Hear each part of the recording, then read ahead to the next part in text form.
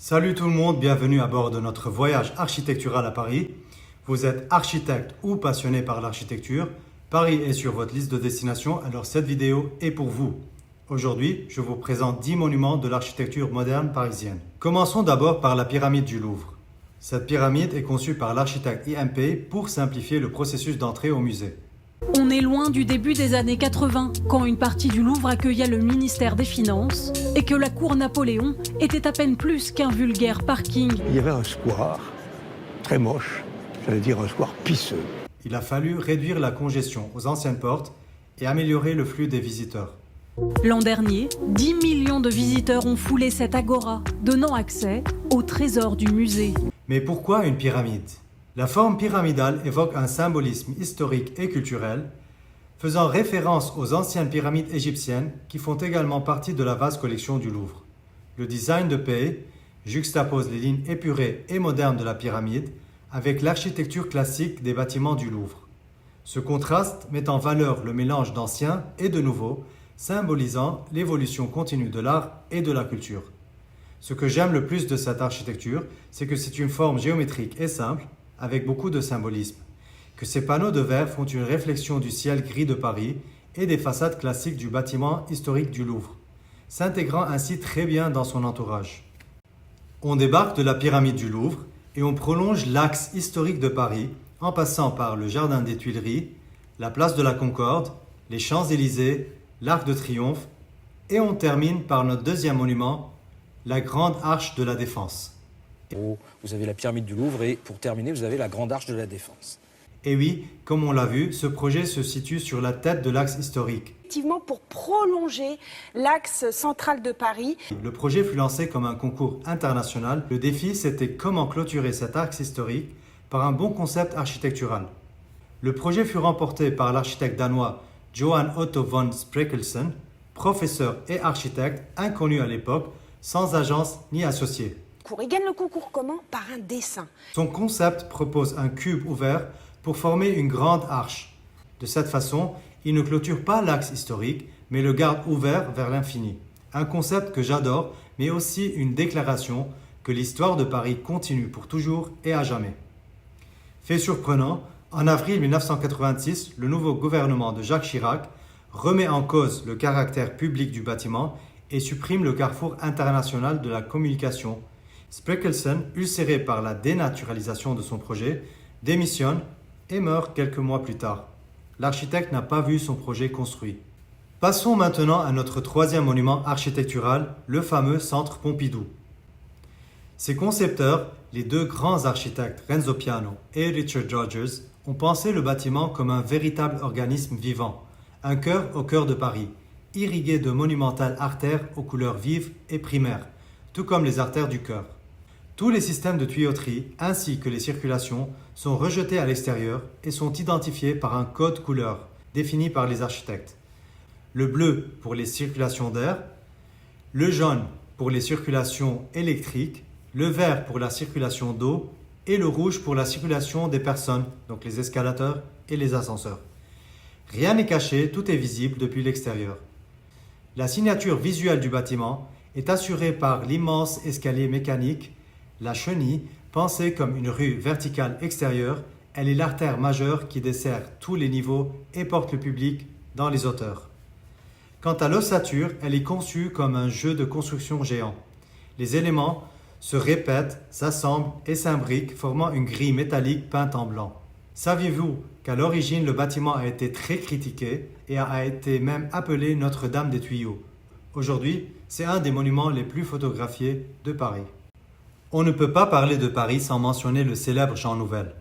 Dans cette vidéo, nous allons explorer 3 de ses œuvres emblématiques. D'abord, le musée de Quai Branly Jacques Chirac. La réponse de Jean Nouvel au concours d'architecture lancé en 1990 est de concevoir un bâtiment pensé comme un écrin ou un coffre de trésors pour conserver un héritage de près de 300 000 œuvres. Il conçoit une sorte de boîte multicolore accrochée sur une longue passerelle comme un pont entre les cultures. Tout est courbe, fluide et transparent pour susciter la curiosité du visiteur et le faire voyager. Le musée est dissimulé à la vue par une végétation dense et une palissade de verre. Le visiteur doit alors traverser un jardin conçu par Gilles Clément et progressivement découvrir ce trésor architectural. En continuant avec Jean Nouvel, nous passons à notre 5e monument, l'Institut du monde arabe. La façade nord est un mur rideau en verre et en aluminium avec un rythme horizontal. Un traitement sérigraphique du verre fait que la réflexion de l'entourage paraît comme imprimée dans le verre, alors que la façade sud est munie de 240 moucharabillés avec des motifs traditionnels de la géométrie arabe. En parenthèse, une moucharabillé, c'est un élément principal de l'architecture arabe qui est installé sur les façades sud et qui permet à l'air frais de pénétrer tout en filtrant les rayons de soleil. Les moucharabillés de l'Institut du monde arabe ont un mécanisme d'horlogerie. Une cellule photoélectrique permet un dosage de lumière en fonction de l'ensoleillement. Des diaphragmes qui s'ouvrent et se ferment suivant la luminosité. On distingue aussi d'autres caractéristiques dans ce bâtiment. La tour de livres en spirale qui relie les différents niveaux de la bibliothèque, en référence au minaret de la grande mosquée de Samarra en Irak. Le patio intérieur rappelant l'architecture introvertie méditerranéenne, et puis une forêt de colonnes s'étend dans la salle hypostyle, s'inspirant des colonnades de la grande mosquée de Cordoue. Un dernier bâtiment de Jean Nouvel, la Philharmonie de Paris, conçue comme la 3e colline de la ville avec les buttes Chaumont et la butte Montmartre. Un projet qui a une complexité géométrique et une masse spectaculaire, on dirait un ovni, un vaisseau spatial ou un temple. Sa coque grise est couverte de 340 000 oiseaux en feuilles d'aluminium qui s'imbriquent ensemble et créent une mosaïque avec des nuances de gris différentes. C'est spectaculaire et reflète la magie de la musique. Je voulais absolument que ce lieu ait une dimension poétique qui pour moi est complètement liée à la musique. Il y a un contraste remarquable entre l'extérieur plutôt angulaire et l'intérieur plus fluide. À l'intérieur de la grande salle, on a des longs balcons courbés suspendus en cascade qui entourent la scène. Cela crée une immersion du public dans l'espace et la musique et en même temps une intimité inédite. Ici sont réunies les meilleures conditions qu'un musicien puisse espérer pour faire de la musique.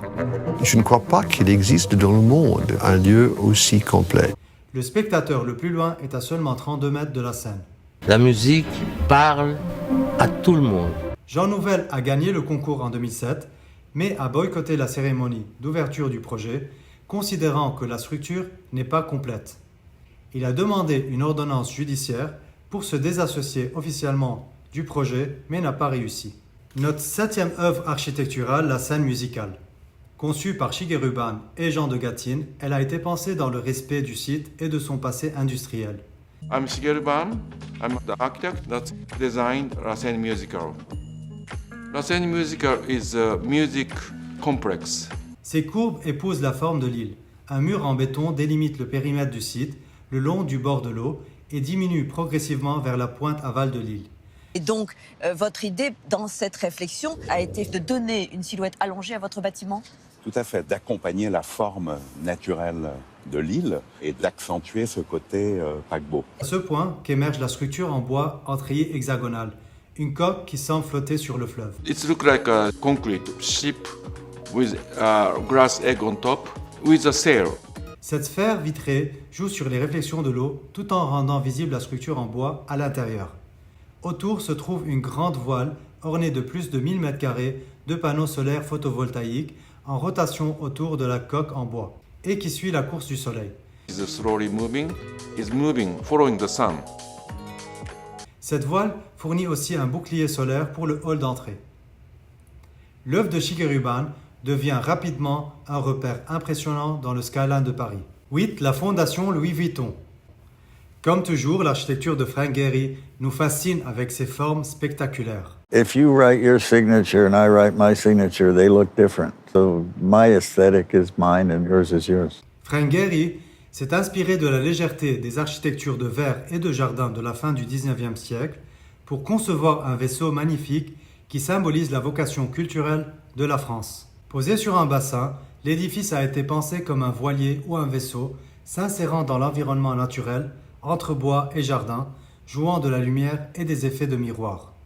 Le corps du bâtiment est un assemblage de blocs, les icebergs, qui abritent des espaces d'exposition. Puis 12 voiles viennent envelopper ces icebergs.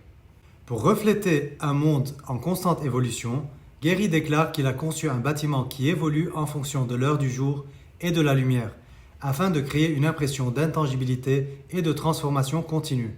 Ces jeux de lumière, avec la transparence des voiles, confèrent un dynamisme qui fait écho aux activités de la Fondation et à l'image de Louis Vuitton, unique, créatif et innovant.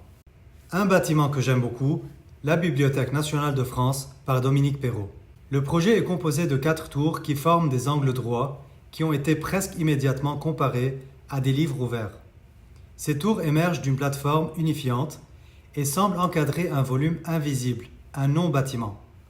L'absence de bâtiment est un aspect essentiel de la composition architecturale. Nous avions fait une espèce de maquette, une espèce de parallélépipède, un peu en pâte à modeler comme ça, pour donner, voilà le volume.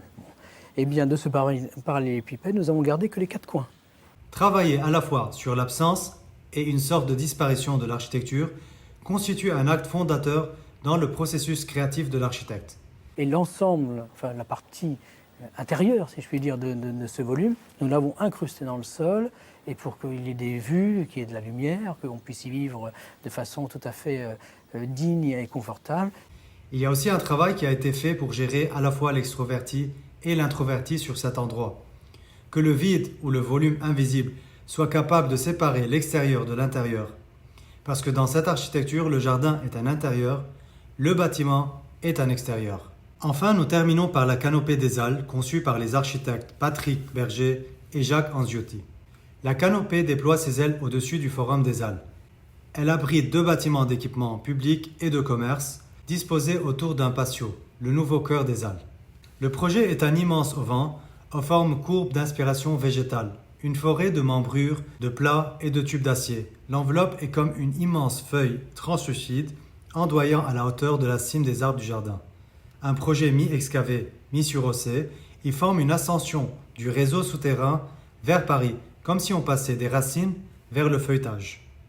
Et voilà mes 10 bâtiments préférés de Paris. Faites-moi savoir lequel est votre préféré dans les commentaires. Si vous allez à Paris, vous pouvez aussi visiter, entre autres, le parc de la Villette, par Bernard Tchoumi, le plus large bâtiment déconstruiviste au monde, dont je vais en parler plus en détail dans une autre vidéo. La Villa Savoie par Le Corbusier, une icône de l'histoire de l'architecture, je ne l'ai pas inclus dans cette vidéo parce qu'elle se trouve en dehors de la ville de Paris. Les tours du haut de Jean Nouvel et plein d'autres bâtiments. Ah oui, il y a aussi la tour Eiffel qui reste toujours très très belle à voir. Quelle ville aimeriez-vous que je fasse en prochain? Faites-le moi savoir dans les commentaires. C'est donc la fin de cette vidéo, j'espère que vous avez apprécié toutes les informations. Moi j'ai pris beaucoup de plaisir à l'écrire et vous la partager. Merci à tous ceux qui se sont abonnés, si ce n'est pas encore le cas, n'hésite pas à cliquer sur le bouton. À bientôt.